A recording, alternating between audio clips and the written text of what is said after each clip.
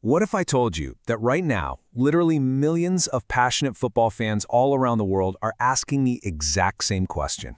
Welcome to This Explainer. Today, we're taking a structured, completely objective look at one of the most explosive matches in recent memory. We're talking about the defending champions, Argentina, facing off against Egypt. The match ended in this absolutely unbelievable 3-2 comeback victory for Argentina. But the final whistle? Well, that wasn't the end of the story. In fact, it was really just the beginning of a massive global debate. So, we're going to put the emotion aside for a bit and look directly at the facts, the timelines, and the specific incidents that have left the internet completely divided. Okay, let's dive right into this.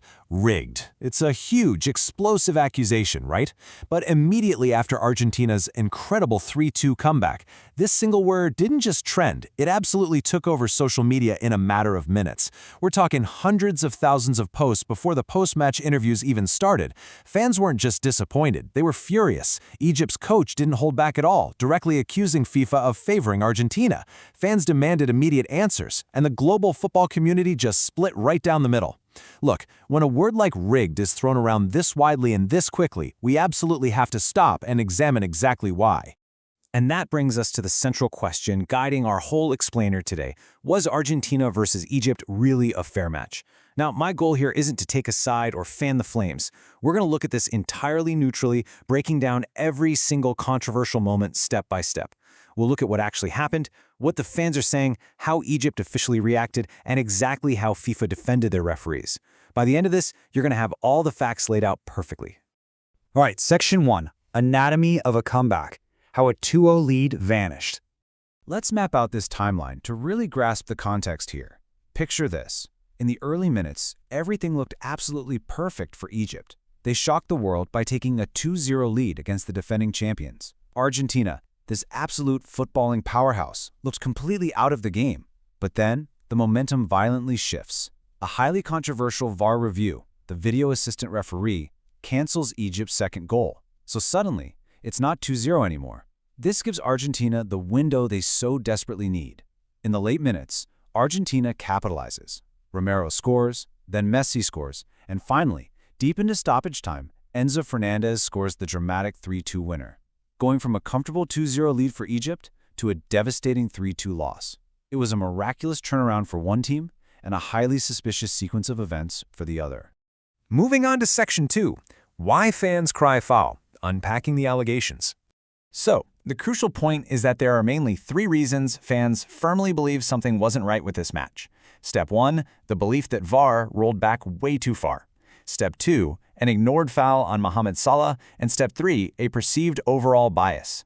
Let's break down each of these steps individually so you can see exactly what fueled all this outrage. Now, what's really interesting here is the whole concept of the buildup. Reason 1 centers entirely on Egypt's second goal getting canceled.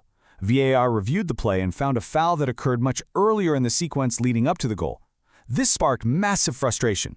Many fans immediately asked the question, why go so far back to find a foul? You know, in football, the subjective line of when a play truly begins is always debated. So wiping a goal off the board for something that happened way back in the build-up felt, to a lot of Egyptian supporters, like searching for an excuse to keep Argentina in the game. Moving right into reason 2. This incident happened right before Argentina's winning goal, making the timing of it absolutely critical. Egypt wanted a foul and appealed massively for a penalty involving their star player Mohamed Salah. But the referee let play continue, and crucially, VAR did not intervene to stop the game or review the decision. Moments later, Enzo Fernandez scores the winner for Argentina. The fact that VAR stepped in to cancel Egypt's goal earlier but stayed completely silent during this massive penalty appeal for Egypt created an absolutely massive debate. And that naturally brings us to reason 3, the perception of bias. So many supporters felt Argentina received favorable refereeing throughout the entire match, not just in those 2 isolated moments. Now listen, whether this bias is actually true or not is almost secondary to the fact that the perception of it spread like absolute wildfire. This perception rapidly took over social media, cementing the outrage across the internet and basically turning a few controversial calls into a global narrative of unfairness. Section 3. Egypt demands answers. Let's look at the official reaction. Head coach Hossam Hassan came out and strongly criticized the officiating, but they definitely didn't stop there. The Egyptian Football Association actually filed a formal official complaint to FIFA, specifically questioning the use of VAR in the match. For Egypt, you have to understand, this was about so much more than just losing a football game. They genuinely believed that these key, unjust decisions fundamentally changed the result of the match. They felt outright robbed on the world stage. Section 4. FIFA defends the referees. Here is how the governing body responds. And this brilliantly illustrates the deep, unyielding divide between the two sides right now. On one hand, we have Egypt's firm stance, key decisions were wrong and stole the result. On the other hand, we have FIFA's definitive defense. FIFA refereeing chief Pierluigi Collina stepped forward and stated that the officials acted entirely correctly. FIFA completely, totally rejected the allegations of rigging or bias. Let's break down FIFA's point-by-point rebuttal. First, regarding the canceled goal, FIFA states the foul much earlier in the build-up was correctly identified by VAR according to the strict rulebook. Second, regarding the Mohamed Salah penalty appeal, FIFA judged that challenge to simply be normal football contact, not a foul worthy of a penalty. And finally, taking a very firm stance, FIFA explicitly warned against making serious accusations of match fixing without hard evidence. They stood firmly behind their referees on every single debated point. Which leads us to Section 5. Was it actually fixed? The final verdict.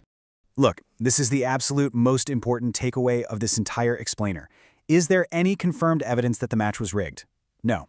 At this point in time, there is absolutely zero confirmed proof of match fixing. What we actually have is a highly controversial game, wildly different interpretations of the rules, and a passionate debate that football fans will likely argue over for years to come. But concrete evidence of a rigged game, that simply does not exist on the record.